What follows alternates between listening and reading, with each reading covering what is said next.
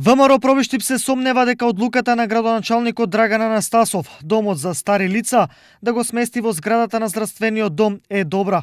Од тука тие денес прашаа. Дали знаете дека со отстапување на овој простор на Министерство за труд и социјала давате можност овој простор да биде пренаменет во се, освен во служба на здравје на граѓаните на нашата општина? Да бидеме на чисто.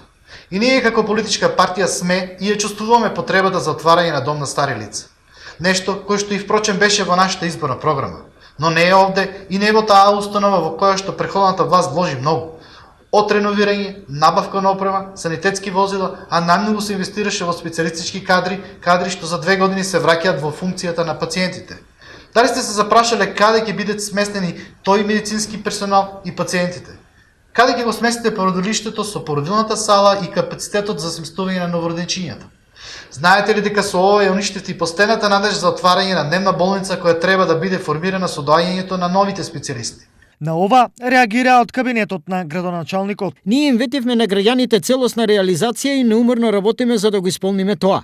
ВМРО ДПМН Пробиштип и нивните функционери имаа повеќе од доволно време 11 години, централна и 9 години локална власт да се грижат и да обезбедат специјализации и да направат дневна амбуланта во здравствениот дом Нада Михајлова. На декларативните заложби за реализација на некакви проекти од страна на председателот на ДПМН Пробиштип, никој ниту верува, ниту пак ги смета за сериозни, бидејќи единствено што направија е кочење на доделените специјализации во здравствениот дом, за да сега имаме период во кој Пробиштип нема интернист.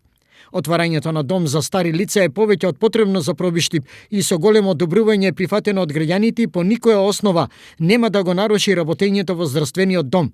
Токму напротив, она што беше оставено на забот на времето, препуштено да се распаѓа, го реновираме и го правиме функционално и корисно за граѓаните.